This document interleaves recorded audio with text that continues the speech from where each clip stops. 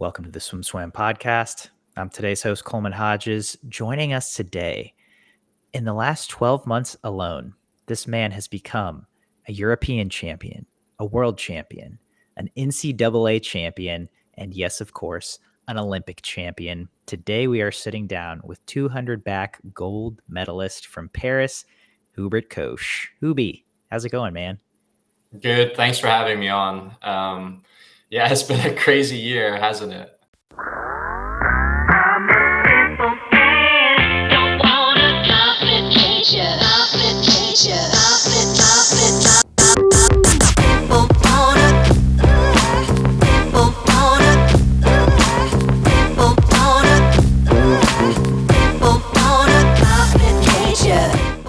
This episode of the Swim Swam podcast is sponsored by Commit Swimming, Swim Swam's exclusive team management software partner. Since 2015, Commit has been providing coaches with swimming's leading workout management software. And now, Commit has team management software too. Commit wants to help you make the switch from Team Unify to a simpler, more powerful solution. Their onboarding and customer service team will walk you through every step of the way. Check them out at commitswimming.com to book your demo today. That's COMMIT swimming.com. No kidding. I was looking at your, credentials and resume before this interview to get prepared, and obviously I knew you had won gold in Paris and you had won worlds last summer in Fukuoka. But when you look at it all on paper, your last 12 months has been a wild ride. How have the last few weeks been? Just kind of processing everything that happened in Paris. I'm wondering if you have thought about just the last year in total. Yeah, the past couple of weeks have just been crazy. It's been an absolute whirlwind because it's been a month since I won it, and in that month, I've had to do so many things, so many things back home, so many things here. Getting used to Austin, getting used to school and stuff on the U.S. side of it, and then having like a week back home to see my family and see my friends. So it was really, really a crazy period of time for me. And the fact that I won the Olympics still hasn't really sunk in yet at all. So I'm still trying to process the fact that I've reached this achievement, because it's been my lifelong goal. Ever since I was a kid, I wanted to win the Olympics, and to do it at age 21 is kind of surreal. No kidding.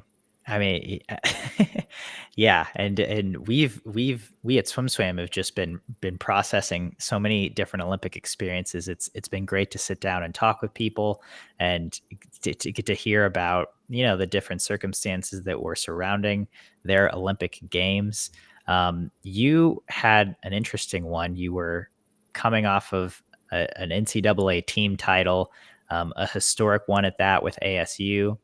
And then 48 hours later, you got the move that Bob, your coach, is moving to Texas and Austin.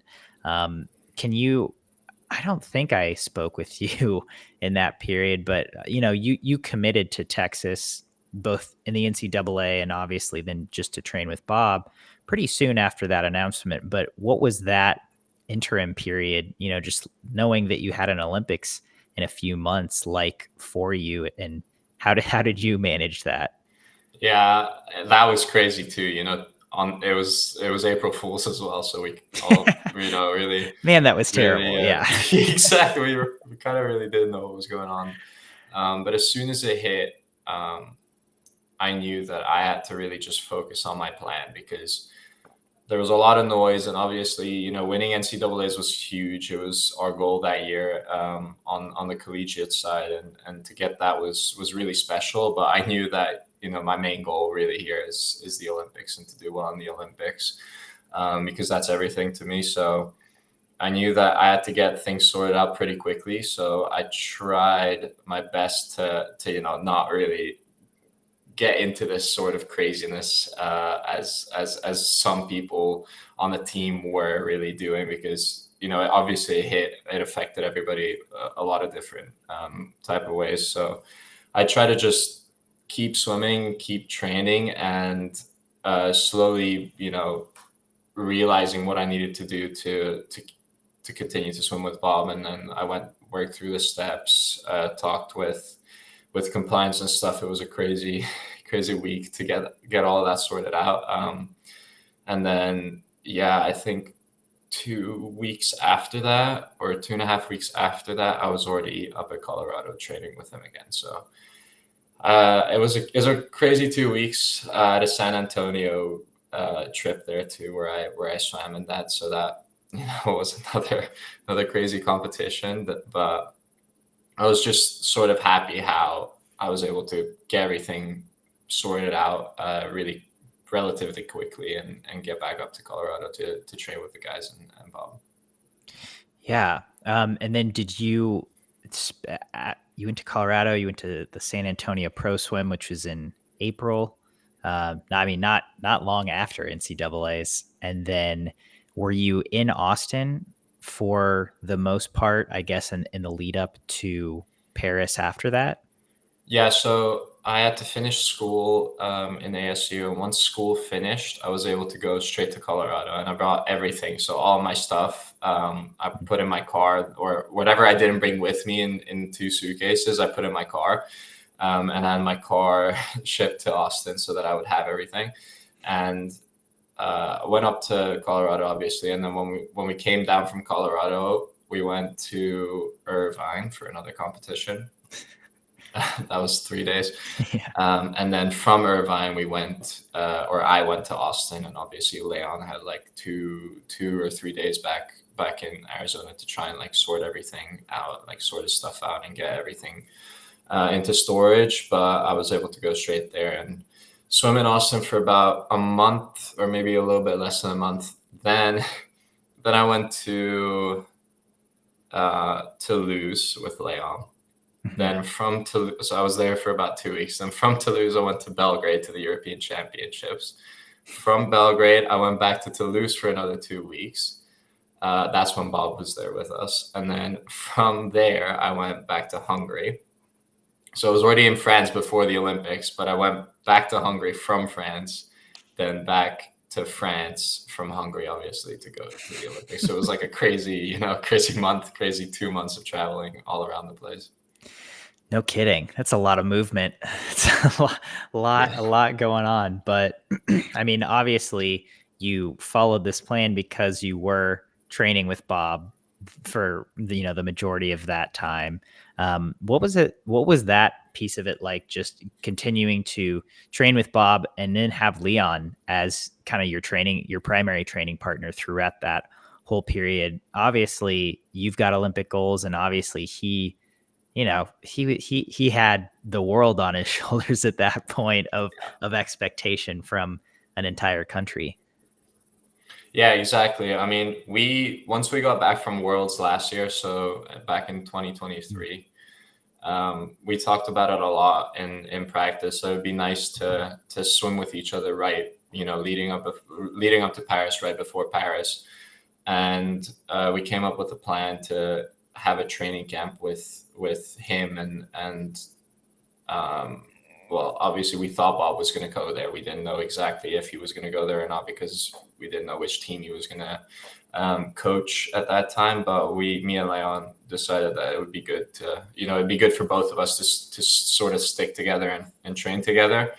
And after what happened after NCAA's, that was even more important, I feel like, for both of us to have that stability, I guess. And that really just brought the whole plan together. And we really then decided that that's what we were going to do. And obviously I had to leave because I couldn't follow them to the French training camp. I was there for as long as possible. And I think both of us really benefited from it, because right before, leading up to the Olympics, everything's kind of crazy. You're thinking about what's going to happen and what could go wrong, and what sort of things you still have to do to do well there. So to have someone like him, to have a teammate there basically throughout that whole period was really good for both of us, I think. Yeah. Just coming off of the European Championships that are, a month out from Paris about. Basically. Okay. How was the training? I feel like I've talked to several athletes, and taper is such a weird thing, and I assume maybe it's not a double taper, but it's kind of like a easing into taper situation when you compete at Euros, because you want to do good, but you don't obviously you're not all in for that meet. Um, but what was it like for you this month? As you said, there's a lot swirling around. You're like, oh, what could go wrong? But then also you have kind of the comfort of just getting to train with Bob and you and Leon. How was that month of training for you? Right. So it never really was in the plan to go to Euros. I never planned Mm, on going. I thought I was going to skip that completely. And then up in Colorado, I think Bob was, writing out his plan for the summer, and that's when he realized it would be good for me to also have a competition at that time, because that's exactly when the U.S. team had trials, I think, mm, and also I think also the French. So it was like all of us had the same sort of schedule. We didn't have obviously the same meet, so for me it was probably the easiest because I didn't have to qualify anywhere, so I could just do what I wanted to that meet. I didn't even shave for that. Neither did Leon. But we still tapered for it, and I asked Bob once up at OTC to not taper me as much for it, and he just said just trust me. So I trusted him after that, and it went pretty well, I think. yeah, absolutely. That's that. You always obviously you always want everything to go well. Um, and I mean, I talked to Bob about this and just kind of the process of taper and how certain athletes react differently to the same kinds of practices. But leading, I mean, 2 weeks out from Paris, could do you have up and down days during that taper period, or do you feel like you stay pretty consistent with your workouts? Um, I feel like I'm more consistent than I guess most people. I don't really have like really really bad days. I have like sort of like in between medium and bad days sometimes, and that was I think one of our Monday afternoon practices. I like really really died on one of those sets back in Toulouse. So I try not to dwell on those though. So once I have a bad one, it's expected to just have one bad one sometimes. So I try to move past it, put myself past it, and just keep going and go for the next one, because for me Monday afternoons are like the hardest. That's when we have colors and threshold, and then the next day is always backstroke, so I have a chance to kind of redeem myself. And I tried doing that over the summer too. But yeah, it was great to have Leon there on especially on those days, because we'd have a bad practice and then we'd go out and have some ice cream, because we were sick at one stage too, so we were both kind of struggling one of the days, and we were like, you know what, let's just go and get an ice cream. Let's not think about it. And yeah. It's nice to have camaraderie in those hard times. That's yeah, that sounds rough, but I'm glad you guys overcame. Just heading into Paris, we heard a lot about just the state of the village, and I think this happens at every Olympics. You know, people are so hyper fixated on every little detail that if one thing goes wrong, it can kind of balloon into this bigger thing that maybe it is, or maybe it really isn't.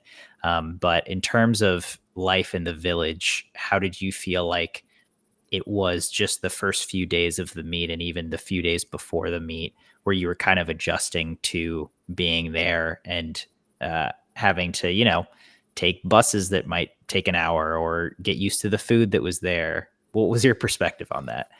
Yeah, I'm gonna be honest. I spent, I think, a grand total of 2 days in the village before the Okay. competition. So I was there for 2 days, because I realized like I was just not gonna have enough time to rest in between Hmm. or after. So just like a lot of other people, I decided to get a hotel right next to the pool. And my federation was obviously very helpful in getting that sorted out for me. So I was like 3 minutes walk from the pool, but to see to see that the buses really weren't um, they weren't really consistent. I guess it wasn't even really anybody's fault. It was just traffic, so you can't really do Right. anything about the traffic there. So I thought the Olympics was amazing in Paris. I only experienced Tokyo before, which was a strange one because of COVID, but Yeah. I thought this was an incredible Olympics. And the village is never really going to be optimal. It's always kind of going to be that. But like, I obviously understand that you're training for it for 4 years, and you're always imagining what it's going to be like, and you're not really necessarily imagining it to be terrible. You're imagining it to be great, and you're imagining how you're going to feel there, and you want to imagine that you're going to feel great, and everything is going to go to plan. But that's not really the reality, and you got to be ready for these sort of situations, these sort of things. So I was just very lucky to be able to get out of there and get into the hotel, and just focus on my process and sort of take the noise out of it, and I guess the craziness out of everything there. Yeah. Yeah. I any athlete who's like, yeah, I didn't want to be in the village. It's like, I mean, kind of, it sounds like, why would you, if you have that opportunity to be a 3-minute walk from the pool, maybe eat your own food instead of the village food, like that seems more optimal, right? I mean, it makes sense. So then you get your own hotel. How do you feel like the meet started off for you? Um, you set first swim of the meet, prelims of the 100 back, you set a national record, and you kind of have this juxtaposition where you just missed the final by a tenth or two. It's a Yeah. very very close, but you win a best time. You have two sub 53 swims in the 100 back. Take me through that 24 36 hours.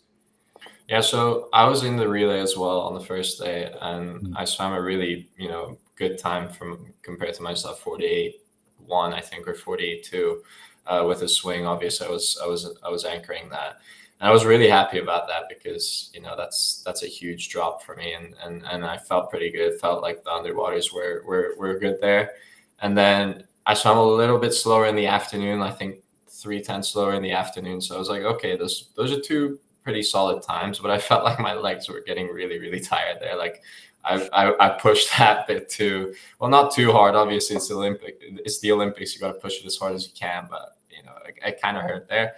And then, yeah, the 100 back was such a strange one because I knew that I should probably make the final. Obviously, I made the final in Fukuoka in 2023. I knew it was going to be very hard to do, but I thought that if I could go in the 53, I could probably get in. And then in the morning, I was obviously on lane 2, so I had to just go all out. I couldn't really, you know, mess around. I had to just do what I could do to get into the final. And then obviously I came first, so I was not really happy about that. I knew that I could have gone a little bit slower there, maybe conserve some energy because my legs were just really bad at that stage. Um, and then going into the night swim, I still felt pretty good. Felt okay. I thought I could do something well there, and then that was a decent time too, 52.9. I think if I just like switch out those two times, then I'm in the final. If I swim the morning time in the afternoon and the afternoon time in the morning, then I'm in. But obviously, it didn't go to plan. I was 300ths away from qualifying, so that hurt a little bit, but I was kind of cramping, and there were all sorts of issues on that swim. And yeah, at that stage, I was like, okay, I still got the 200 back here. That's my main event. Obviously, we all know that that's what I was training for. That's probably where I have the most opportunities. So I need to just like put this behind me. Bob wasn't too happy about it, but I wasn't too happy about it either. But at that stage, you can't really do anything about that. You just have to move on. And I thought I did a really good job with that. I went to bed that night just thinking that I can't wait for this two back to start. I can't wait for this next swim, and I really want to do well there. And I was just like 3 years ago, I was kind of scared. Not scared is probably a bad word, but I was a bit anxious before my 2 IM, my first swim, and it was a huge change from that this time around, and I felt ready this time. yeah, so having that kind of, I guess, bad swim and that let down in the 100 back may have also helped me do well in the 200. Yeah. I didn't realize you were A, in the 400 free relay, B, you swam prelims and finals. I mean, so you had, 4 swims under your belt already before the 200 backstroke. Where you were in the 100 back semi, you were cramping during the race? Yeah. No, so I jumped. So I had these basically two massage. So I had two. Went straight to the massage table to try and like sort everything out. And I had two massages between, obviously, the 100 four free relay and the 100 back. And even then, I still felt going up to the blocks. I've done a lot of kicking here because hundreds I didn't really even ever swim, before. So I was always like a 400 swimmer. 200s were my shortest event. So going into this Olympics, having 3 separate hundreds to swim was a very big difference for me. And yeah, it was just I went up to the blocks at the semifinal, and I just felt like, okay, this is gonna be very complicated here because I can feel that they're about to like cramp up, and I felt it when I pulled myself up to the start as well. I was like, okay, I need to really really push this if I want to get in because I know that this is gonna hurt at the end. And sadly, I didn't. But you never know how it would have turned out if I do get in and if I do swim another 100, before that two back. So yeah, it was 4 pretty decent swims all around in those hundreds, and I think we're gonna work a lot on that with Bob and boost those legs a little bit before the next one. Yeah, I didn't realize that it was such different energy systems, I guess. Or I guess for your base, and then to go to those hundreds, because as you said, you swim 200 freestyles, 200 backstrokes, and then you end up swimming 100 butterflies as well later in the meet. It's a lot of sprinting for a 400 guy. But so again, you're feeling good heading into this 200 backstroke. Did prelims and semis feel fairly easy for you? Yeah. Obviously, the plan in the morning was to have a sort of easy first 100 and then build the third 50 and then swim a good last 50, like what I'm going to try and do in the final. And I didn't tell my parents that, obviously, and they thought it was over at the 100-meter mark. They thought it was over, like I got sick or something, or I swallowed water or something, because it looked terrible. I mean, it looked great. It looked like I was swimming an 800, but yeah. I was like dead last. I was nowhere even in contention there. So I think even Bob was like, okay, that you didn't have to go that slow. Like, that's not what we discussed. But I felt like, that was what I needed to do, kind of. And I still came second in the heat, I guess. So wasn't that far off from doing, perfectly. And then, yeah, in the afternoon, I didn't really feel that good in the afternoon. It was sort of a weird one. I went out obviously faster in the first 100 and then sort of went slower on the second. But obviously, it's a bit harder to do than going cruising in the beginning and then going fast at the end. But I needed to get a decent swim in there. I knew that there were going to be some good swimmers in the next heat, and probably needed to win that heat to really secure my spot, because you never know. Like, the Olympics is just an incredible competition. It's crazy. Many things could happen there that you just don't expect. So I really wanted to just get that heat win, and I was able to do it. And then we saw some big names drop out there, and that was just really crazy for me to see that, because I thought Murph was going to be in there 100%, and then it didn't happen for him. And I think he said that he was sort of trying to go slower in the end, but then wasn't able to speed up, or I'm not sure, but the pool was sort of weird in that way. Like the speed was just different there or something. So I don't know. It was kind of strange. See, so maybe you're saying it was harder to like shift gears. It was a bit harder to gauge your speed, I think. Like Mm. that's what I felt. And obviously, you know, Leon, I thought was going to swim 4 world records. He swam 4 Olympic records. Like it was a bit slower, obviously, and it was just weird to swim in that because we never really swim in a 2 meter pool in big competitions. So obviously, we would train in a 2 meter pool, but it's different to what we're used to in main competition. So I think a lot of people just had trouble with their speed and just gauging what they could do and how they would do it. You know, it kind of messed up with their mess with their tactics. But that's what I felt. I'm not, you know, certain that everybody else felt that way. Yeah.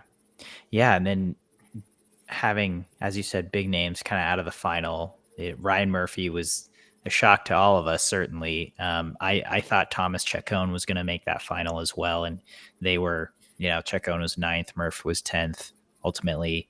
And then, as you said, it was 6/10 between you, who was the top seed, and the 8th seed. You know, it was a very tight field. Did just the tightness, but also the, you know, lack of some of those bigger players affect your mentality at all heading into that final? I don't think so. I try to really listen to Bob, and I listened to Bob say this all year: just focus on the process and focus on your own thing. And not just him, you know. I texted Chase before the final. I was like, I was already in, so I already knew I was top seed, and it was very similar for him in the 4 a.m. 3 years ago. He wasn't top seed, but he was like right there. I think he was fifth or lane 5, so he was second or maximum third. But I just texted him asking, you know, do you have any tips for me in the call room? Like, how should I behave and stuff like that? You know, just because obviously he's done it before, and the Olympics is completely different to any other competition. And I hadn't had an Olympic final before that, so that was my first. Well, obviously the 400 free relay, but that's a relay, so that was my first individual Olympic final, and I just needed to ask him that. Just get a little bit more information about it, and he just told me to, you know, just think about it as any competition. It's just another competition. You just got to do. You've swam this 1,000 times. You know exactly what to do. Just go out there and do it. You know, and that's what I tried to do. You know, I just didn't focus on anyone else. Just focused on myself. Didn't think about what was going to happen if I don't do it, you know, because that's the danger. If you start thinking about, well, this is the Olympics, the next one is in 4 years time, and you never know what's going to happen in 4 years. It could be another Leon Marchand and backstroke by then. You never know. So that's very dangerous to start thinking about those things. So I try to like shut everything out and just go there. And, you know, I said this to the Hungarian media afterwards. I said I didn't even look at the Olympic rings when I walked out, and the fencing team afterwards did the same thing, and then they won with the team. So that was kind of an interesting thing to do, to say that, and for them to do it. But yeah, I felt that it wasn't going to help me to look at the Olympic rings. I was just going there to do another 200 backstroke because I know exactly how to do it. I've done it a million times before, and just wanted to show the world what I could do, and how well I've trained for that in that year. And I was happy that I was able to do that. Do you feel like you were able to execute your race the way you had wanted to? Yes and no. Obviously, I knew exactly how I wanted to pace it, but then the pool comes into it again, because it was kind of like way slower than I wanted to be in the first 100. Even though it was like the same, like I wanted it to look like that, basically. I wanted to look like I was a little bit behind and then come home fast on the end, because that's what I was thinking about all year. You know, I played this through my head like 1,000 times before I went to sleep and stuff like that, like every day leading up to the Olympics. And when I got there, I just thought about it so many times. It was just second nature for me to do it. But yeah, I talked with Bob afterwards, and he said the first 100 was just way too slow. I think it was like 7/10 slower than the World Championships last year. So that was a bit strange. And then obviously I was able to come home pretty hard, which I was happy with. And last 50, you really just got to go for it. It's an Olympic final. You have to give everything you possibly can. And there was not going to be a problem with that last 50, but I think the third 50 and then after the third 50, my underwater and turn was really the best part of that 200, because I knew that was probably the way I was going to be able to beat everybody. Mm-hmm. Did you see Apostolos Christo 2 lanes over? Have you rewatched the race? Yeah, I've rewatched it 1,000 times, but I did not even know he was there. So I had no idea, because obviously he's a hunter backstroker. So yeah, who would have thought that was going to happen? It was kind of an incredible moment, but that's what happens at the Olympics. These things happen, and you kind of got to be ready for that. I thought the other side of the pool was going to be faster comparatively to the left side, where obviously Christy was. So I was kind of wary about where they might be, but I only really saw the 2 lanes next to me, and I saw that I was ahead of them. But that that never really means anything. There could be people going on the side. So the last 25, I was just not thinking about anything. I was like, you just have to go here. You just have to push it as hard as you can, because this is it. This is your moment. You just got to do it. And I didn't realize it came down to the last 10 meters, but it did. And so it must have been a crazy race to watch live. I mean, it's crazy to me that in backstroke you really can't see anyone or anything. Maybe on the turn, or maybe the people right next to you just splashing, because their backstroke, this Olympics, backstroke was some of like the best races, but it was happening in like lanes all over, and it's like these people can't even see each other. Like they don't even know how close all of these races are. Exactly. Yeah. But it seems like they do. It's because it seemingly you made your move at the exact right time, and it like worked out perfectly. This also seems like what you did last year at Worlds to win the world title. I mean, and I didn't see that either. So it's like I knew where they were, but I never did. So that's like a perfect example of what Bob always talks about. If you focus on your plan and do what you can do, and do your best, obviously do what you train for, then there's nothing to be worried about, because overall, like you're just going to be able to do what you've trained for. And that's what I was able to do. I was able to win it. And that's when it really comes out in moments like that. It all comes down to the training, really, and how well you can do it on the day. So, take me through, the 10 minutes, the hour after. I mean, how did it feel to win Olympic gold? It was incredible. It didn't feel real. So I thought I was going to wake up and it was all just going to be a dream, and I'm going to have to do it again. But I compared it to what it used to be like watching the Olympics. So when I was a kid and when I was watching the Olympics, I just felt happy. I just felt happy the whole time. Obviously, I was excited and I wanted everybody, like I wanted the Hungarians to do well. I was always screaming in front of the TV, but whenever they won, I just felt happy. I just felt joy. And then when I actually did it, it was like almost a sense of relief. So I felt like I was relieved in that moment more than I was happy. Obviously, I was really, really happy afterwards, but it was sort of a strange feeling. I felt like this huge, pressure just fell off of my shoulders, and it was like I was carrying like a boulder on my back, and that just like came off in that moment. So it was a lot different to what I thought it would be like. But but yeah, I came out of the pool and then I was like, well, this is the hardest thing I've ever done in my entire life. So yeah, but now that I've done it the first time, maybe it'll be easier the next time, because you're only Olympic champion for the first time once. So that's kind of what the problem was with the 100 fly the next day, because I had a maybe 4 or 3 hours sleep that night, and that was just not even my fault. Like, I couldn't really do anything about that. I literally could not fall asleep. No matter what I did, I tried everything to fall asleep, and I just couldn't, because my life just changed, from one moment to the next, and it was so hard for me to handle that.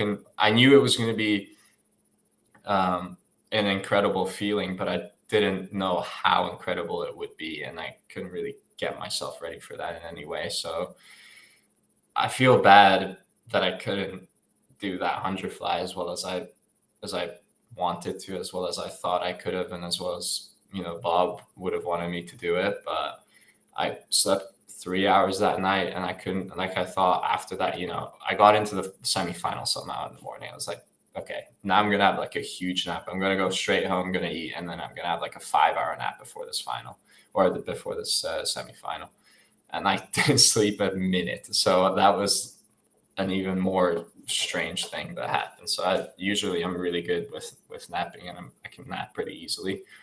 But that day, I just literally could not get myself to sleep, and it was so strange. And when I walked down to the pool, I was like, I thought I was gonna pass out at one stage. So it's sad that I couldn't really do that as well as I wanted to, but I just could not do anything with that. Maybe if I had an extra day. Yeah, I mean that's that's hard, but like you said, your life changes forever. I mean, and it's in such a big way. I mean, did you feel it? How did you feel it the most? Were you feeling it because of when you were talking to the media, when you were like getting messages from friends and family at the medal ceremony? Like when do you feel like not even it sunk in, but what made you feel it the most? Um, I think what made me feel it the most was once I hit the wall. Obviously, I saw only my name there, so I thought, I kind of like thought I did it, but I didn't want to be too sure about it. So I looked back at the block. So they always have the lights on the block, and I saw there was only one light on it, which meant that I won it. And that's when I really felt the pressure come off of me. So I saw that one. I was like, okay, I did this. And then I started thinking about it, but there's no way I could have done this. Like, this has been my dream since I was a kid, and everything I did from then on is just sort of a haze. Like, I don't really know what I did. I got up obviously I saw the video. I got up on the ropes, but I don't even remember doing that. So it was like really strange. I remember looking at the scoreboard and seeing my name up there. And I was like, this has to be a dream, right? This has to be a dream. And it wasn't. And I thought I was going to wake up at one stage, but I didn't. And so that's never happened to me before. Probably never going to happen to me again. But that moment was just like so surreal for me. And then I went up to the media, obviously, and then I was watching, like, I saw like a clip of me afterwards in one of the media booths, because they have like videos up there. And then I saw me like touching first and then celebrating on the later. I was like, there's no way I did this. Like, 3 years ago, I came 20th, and it's just been my dream to do it. And I came out to train with Bob, and we were able to do it in a year and a half. So it's just such an incredible feeling to accomplish this. Yeah. I mean, after the 100 fly, you have two more swims, and then you get to do, among other things, the Walk of Champions, right? Yeah. That to me was one of the coolest things that I didn't even get to see it. I just saw pictures of it, right? But that seemed like one of the coolest experiences, because it seemed like you really got to celebrate in like a big way with a lot of people. Yeah, that was amazing. I thought that was one of the best moments of the entire Olympics, to walk out there and see everybody there, because there was a lot of Hungarians that came out and went to that park because it was free seating, so anybody could go in there. It was really nice to see some Hungarian flags there because it was me and Milak went at the same time, and to do that with him was just an incredible feeling to do it in front of the Eiffel Tower and have all the other swimmers there that were with us. So it was just I didn't think it would be anywhere near as good as it turned out to be. So I'm really happy they did that, and they should probably do that every Olympics from now on because it was such a success. That's it seems like other athletes feel that way as well, and so I hope they do, because just what a cool thing, and what a cool experience for fans as well, to get to interact with the medalists and celebrate with them, not only in like this more formal ceremony where you get presented your medal, but just to kind of let loose a little and be like, all right, yeah, let's cheer and parade and have a good time. Yeah, it was so good, and I got to bring my brother there as well, which was great as well, because my parents left by that stage, but my brother stayed another week with us there while we were watching the end of the Olympics. So it was good to have him there as well with us, and it was just such a nice group that we got there. Yeah, no kidding. You had a great Olympics. Obviously Leon also had a great Olympics. I'm curious about just what you make of his his performances there, because they were ridiculous. I mean, just 4 individual gold medals, that almost doesn't happen, right? Yeah. So people are going to think that I'm lying, but I predicted this. I knew this was going to happen. Like, I wasn't surprised at all when this happened. Obviously, I was a little surprised because, I mean, that never happens. Like, that's such an incredible feat. Like, to do that, Michael, I think when he did 8, won 5 individuals. So, like, I mean, that's as good as it gets. Like, that's right up there, And we were talking about it with Leon one of the days when we were in Toulouse, and he was like, I might not do that too, Brest. It doesn't, he doesn't believe in it that much, and that's why I got the 2 a.m. in the morning the next day. I'm like, dude, what are you talking about? The 2 a.m. is going to be the easiest thing for you to do to get in the morning. Just do it. Like, I told him, how incredible would it be to double up on one of the days, like to double up an Olympic gold in an individual event. I mean, that could be one of the best things that's ever happened in swimming, that anybody's ever done in swimming. And he said, I started to see, he believed that. And I'm so happy he did it, because I knew that he could do it. And especially seeing like other people's performances that meet, he definitely had a really good chance to do all 4. Obviously, it was, as Bob said, not the most probable, but we all knew that there was a chance for him to do it. And I think those were his 2 least, like, those were the 2 events that he was least favorite to win, and he won them both on one night. So it was just incredible to see that, and it gave me such a boost too, because I knew that I was just training with him the entire time. I was swimming the exact same thing. So if he's swimming that well, then that must mean that I can swim that well. Well, not that well, obviously, but like similarly well, and similar to that. So it was a joy to watch. Really, it was a joy to watch. Me and Leon won 4 out of the 5 200s at the Olympics.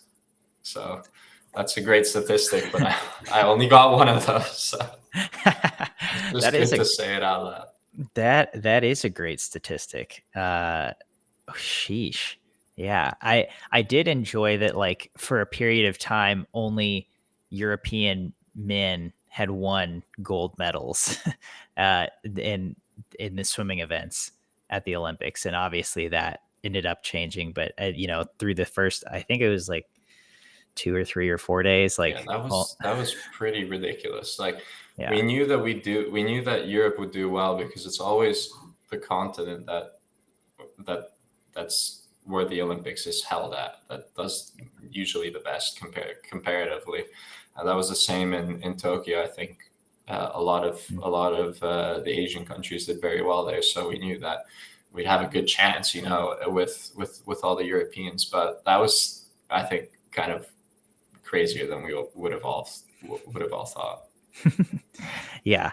I mean, we didn't predict it. And, obviously a ton of European talent in swimming right now on the men's side, but that was really cool to watch. But speaking of just the dominance that you and Leon had, we made the graphics of if like ASU was a country or if Bob Bowman trained athletes were I mean, I think the Bowman trained athletes one was really ridiculous. I mean, and obviously, what it's like to train with Bob, what that training group is like. I mean, like you said, like you just saw what Leon did and you're like, well, if he's doing that, like I know I can do it too. But just what are your afterthoughts on the Bowman group doing so well? I mean, I've talked with Reagan, obviously Paige had a great meet. I mean, there's so many athletes. It seemed like you guys fired on all cylinders.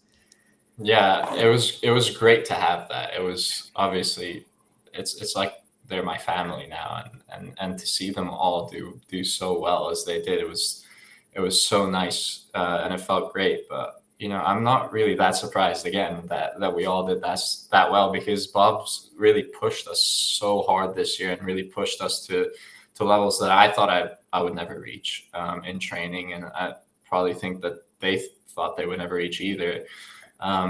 It just allowed us to get to this level and to make basically the Olympics seem like they're easy compared to practices. And I think that's what helped me a lot going into this, because I had the confidence what I needed to get the job done. And that's really what I was missing before I went to train with Bob, because we all know that what we're doing, it worked for Michael, it worked for Leon, it worked for Chase, it worked for Reagan now, it worked for me now, it worked for Allison Schmidt, it worked for all these people. Somebody should calculate how many gold medals Bob has at the Olympics, because it's probably above 30 or something now. Well, it's definitely above 30, I think. And might be above 40. Yeah, somebody should definitely check that out. But yeah, he's so good at just getting us ready for these sort of things. And not obviously the swimming side, a lot of people can do that. A lot of people can get us ready for the swimming side, but I think the mental side is definitely where Bob also shines, because that's what I felt in the past year and a half, that he helped me a lot with, sort of knowing what to do, when to do it, what to do in big meets, and just focus on the plan that he's talked about so many times, and just do your work and don't chase the medals, because the medals will come to you if you do what you're supposed to. Mm. On that note of the mental side, this is what that brings to my mind is him breaking Michael's goggles in practice one day, right? And being like, okay, you have to swim fast now. And then obviously in Beijing, his goggles filled up. So it was like, it was like foresight. Do you have a broken goggle Bob Bowman moment? Oh yeah, I have a lot of those moments, especially from this year. But the best moment was we had a solar eclipse, I think, or something like that. But in April, yeah, or maybe in October. Anyway, it was October, because he was still there. Okay. And one thing to know about me, I really hate swimming on the side lanes. Like I hate swimming on end lanes, especially on backstroke, because I don't know where I am when I'm swimming outside to begin with, and to have an end lane there to hit all the time with my arm is just not going to be the best. So it was either deliberately or it wasn't deliberately. He put me on the end lane on one of these, I think it was a Grant Hackett said, and I was swimming it all on backstroke. And I saw that we had like more people on that lane too than anywhere else. So I was like, okay, what are we doing here?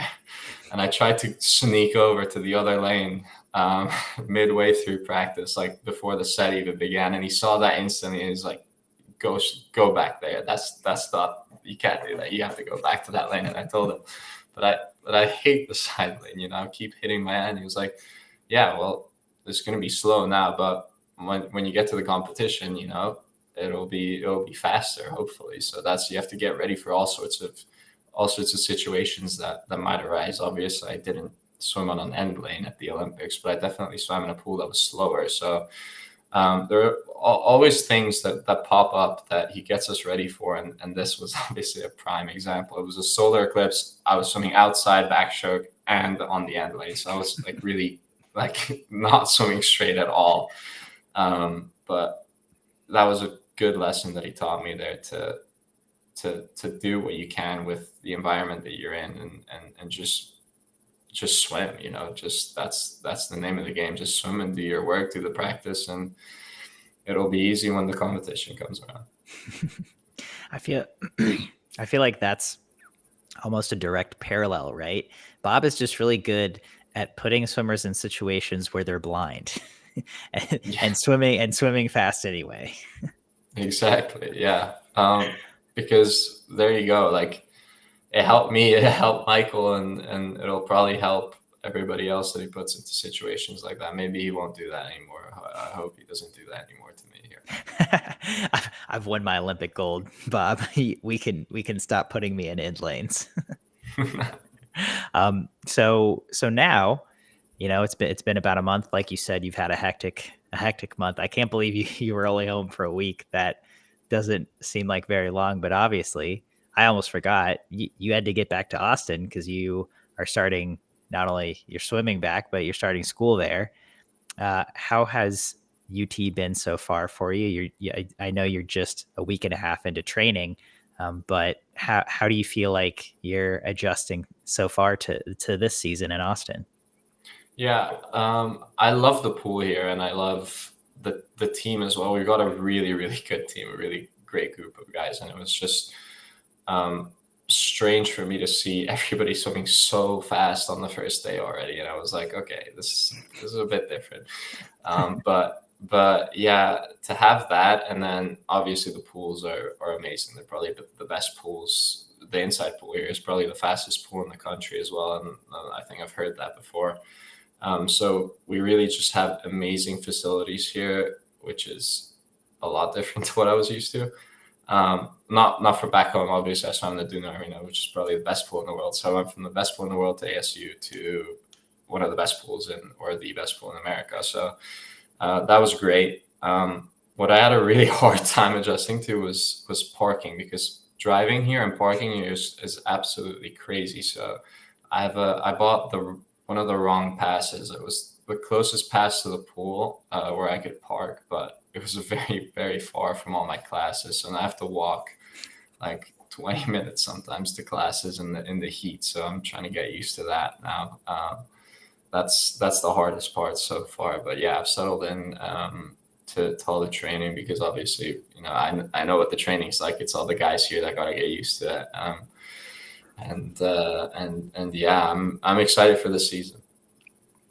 And I don't know if I spoke with you since NCAA's last year, but how did you walk away from NCAA's last year? Obviously, you guys won a team title with ASU, but I'm curious about how you felt about your swims individually.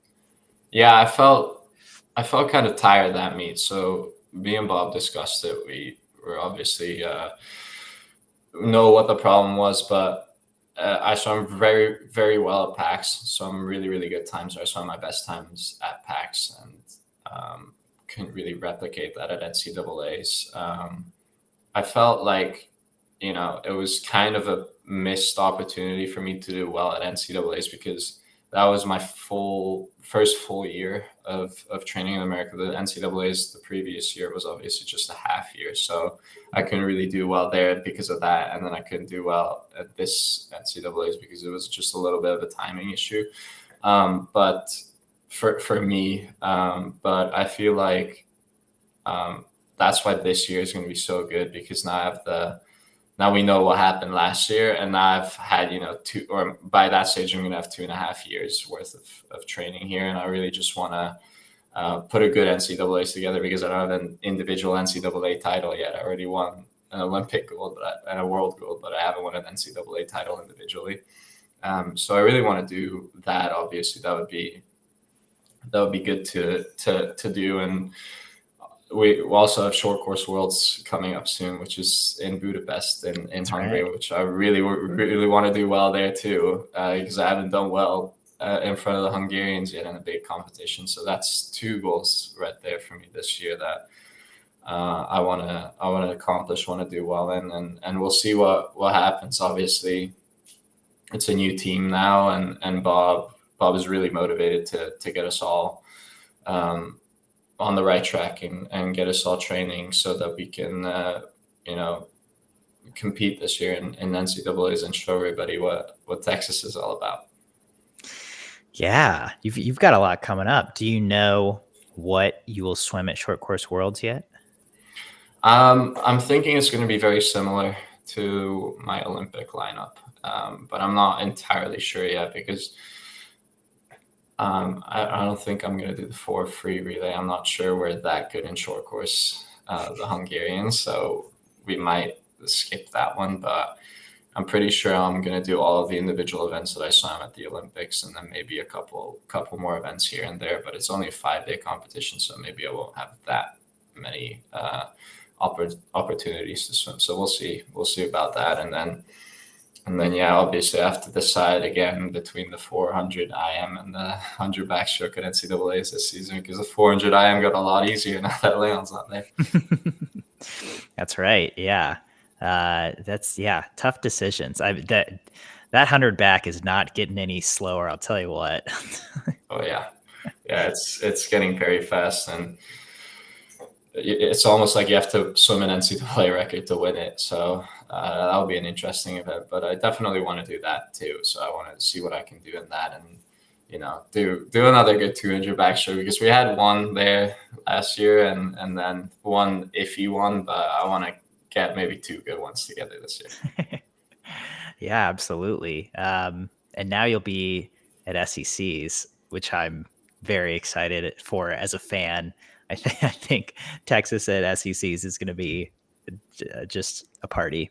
I'm really. Oh yeah, I bet, because Chase has told me a lot about the SEC because he swam for Georgia, so right. He knows a lot about what the SEC is and what the SEC means. So yeah, I'm really excited for that too, and it's going to be a huge change for me and for Bob too. But I think we're both ready for it, obviously, and he's gonna get us to heights probably that we want to be this year, and we'll see. Sounds like a plan to me. Hubi, thanks so much for taking the time to sit down and dissect your summer with us. It's been awesome watching you, and again, congrats on gold. But yeah, again, thanks for taking the time to sit down and chat. It's always good to catch up with you. Thanks a lot.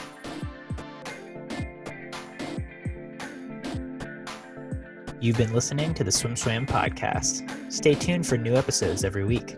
You can take Swim Swam podcast on the go by subscribing on your favorite podcast platform. Look for links in the description below, and be sure to subscribe to our YouTube channel for more videos as well.